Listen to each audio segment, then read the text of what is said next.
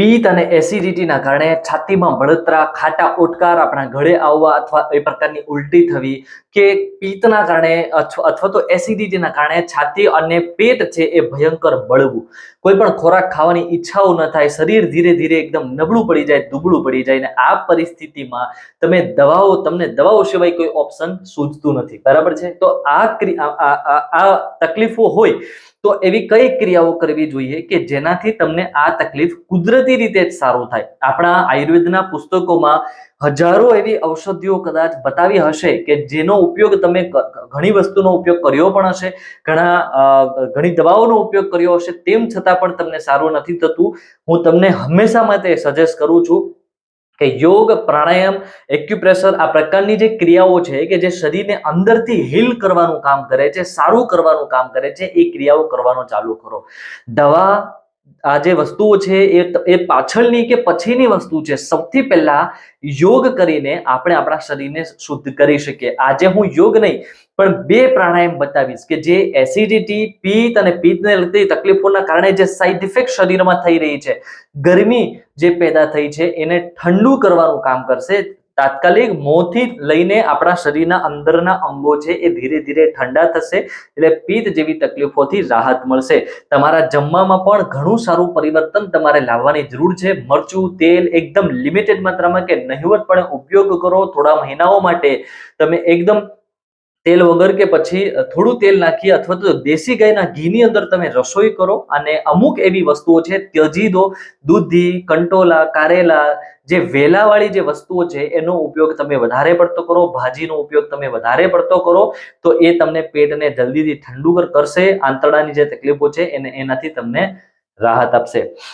હવે 2 ક્રિયાઓ હું તમને બતાવું છું. એ ક્રિયા કઈ રીતના કરવાની છે. 2 પ્રાણાયામ છે. એક તો છે શીતલી પ્રાણાયામ અને બીજું છે શીતકારી પ્રાણાયામ. શીતલી પ્રાણાયામ અને શીતકારી પ્રાણાયામ, આ બંનેમાં શીત એટલે ઠંડક, શીત છે એ આપણા શરીરને ઠંડક આપવા માટે આનું નામ છે શીતલી અને શીતકારી પ્રાણાયામ એવું પડ્યું છે. હવે કઈ રીતના કયું પ્રાણાયામ કરવું શાંતિથી સમજજો. તમને ઉતાવળ છે, મને ખ્યાલ છે કે ભાઈ તમારું જીવન, આપણું જીવન બધાનું ફાસ્ટ થઈ ગયું છે, ઉતાવળમાં આપણે જીવીએ, દવાઓથી જ આપણને ઈલાજ જોઈએ, પણ કમસે કમ 5 મિનિટ ખાલી આ વિડીયોમાં આપી દો. વિડીયોને લાઈક કરો, શેર કરો, ચેનલને સબસ્ક્રાઇબ કરો. તો સૌથી પહેલા શીતલી પ્રાણાયામ તમને શીખવું છું. આ પ્રાણાયામ કરવા માટે તમારે જીભને બહાર કાઢી થોડી અને વાળવાની છે, શંકુ આકારની આ રીતના કરવાની છે.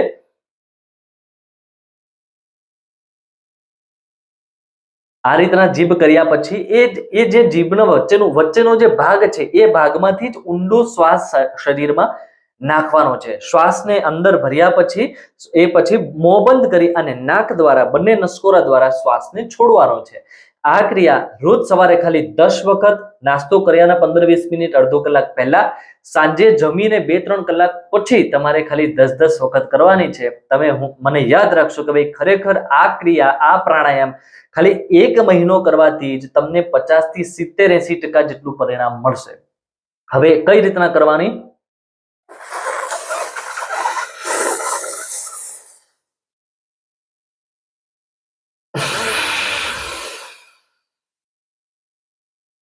જેવું તમે જીભને વાળી અને શ્વાસ ભરવાનું રાખશો, મોંમાં ઠંડક આવી જશે. શીતકારી પ્રાણાયામ બીજું બતાવું, એમાં તો તમને તાત્કાલિક મોં ઠંડુ થઈ જશે. પાયોરિયાની કે મોંની તકલીફ તો તમને થોડા દિવસમાં છુટકારો મળશે. જે લોકોને નસકોરા બોલતા હોય ને એમના માટે પણ રામબાણ છે, કારણ કે આ તમામ ભાગની અવયવોની કસરત થાય છે. થાઇરોઇડ માટે પણ સારું છે. થાઇરોઇડના ભાગની પણ આની અંદર મસાજ થાય છે. તો પહેલું શીતલી પ્રાણાયામ 10-10 વખત સવાર સાંજ કરવાનું છે. ધીરે ધીરે, એટલે 1 મહિનો તમે રેગ્યુલર 10-10 વખત કરશો, પછી તમે 20-20 વખત પણ કરી શકો, પણ એનાથી વધારે કરવાની કોઈ જરૂર નથી. નોર્મલ આપણને તકલીફથી છુટકારો મળે ત્યાં સુધી કરવાનો. જેમને કફનો પ્રકોપ હોય, કફ વધી જતું હોય, એ લોકોએ આ ક્રિયા ન કરવી, કારણ કે આ શરીરમાં ઠંડક આપે. કફ હોય તો ગરમી વાળી ક્રિયાઓ કરવી, જેમાં ઉજ્જયી પ્રાણાયામ છે, સિંહ આસન છે, એ પ્રાણાયામ તમને મેં આના પહેલા વિડીયો મૂકેલો છે, એ રીતના તમારે કરવાનું, બરાબર છે. હવે શીતકારી પ્રાણાયામ કઈ રીતના કરવું? એના માટે જ્યારે શીતલી પ્રાણાયામ કર્યું હોય, એક વખત તમે જ્યારે પણ પ્રાણાયામ કરો છો, શીતલી પ્રાણાયામ 1 વખત કર્યું, પછી તમે થોડો રેસ્ટ લો, પછી બીજી વખત કરો, રેસ્ટ લો, એમ તાત્કાલિક ધોરણે નહીં, જલ્દી સારું કરી નાખવું એવું નહીં. આ પ્રાણાયામ યોગ એવી વસ્તુઓ છે જેને ધીમે ધીમે ધીરે ધીરે કરવા યોગ્ય છે, બાકી થોડું નુકસાન પણ કરી શકે. તો શીતકારી પ્રાણાયામ કરતા પહેલા તમારે દાંતને આ રીતના બંને દાંત ઉપર નીચેના દાંતના ભાગને બંધ કરવાનો. હવે જે ભાગમાં જ્યાં જગ્યા રહે છે, જુઓ આ ભાગ, આ જે જગ્યાઓ છે અહીં અંદરની જગ્યાઓ છે ત્યાંથી ઊંડો શ્વાસ અંદર ભરવાનો છે.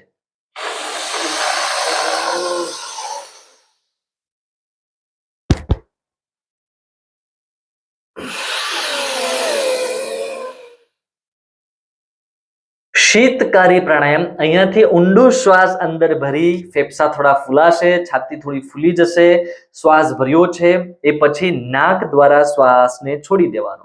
તમે સવારમાં 10 વખત શીતલી પ્રાણાયામ, 10 વખત શીતકારી પ્રાણાયામ કરશો. શીતકારી પ્રાણાયામ કર્યા પછી તમે ફીલ કરશો કે દાંત અંદરનો જે ભાગ છે એકદમ ઠંડો થઈ ગયો છે. એ ફેફસા પણ ઠંડા કરશે, અંદરના અવયવોને અંગોને પણ એ ઠંડા કરવાનું કામ કરશે. એટલે જે છાતીમાં બળતરા થાય, ખાટા ઉડકારો આવે કે એ પ્રકારની તકલીફો થાય છે એનાથી તમને છુટકારો મળશે. આ વિડીયો કોઈ સામાન્ય નથી. મને ખ્યાલ છે કે તમને અલગ અલગ મનોરંજન વાળા વિડીયો જોવાની ટેવ છે, એટલે આ પ્રકારના વિડીયો તમે લાઈક નથી કરતા. જો તમને એવું હોય કે ભાઈ આ પ્રાણાયામ તમારું જીવન બદલી શકે તો પ્લીઝ એકવાર વિડીયો લાઈક કરો, શેર કરો, કોકને શેર કરી દો, મોકલી દો કોઈને, અને ચેનલને સબસ્ક્રાઇબ કરી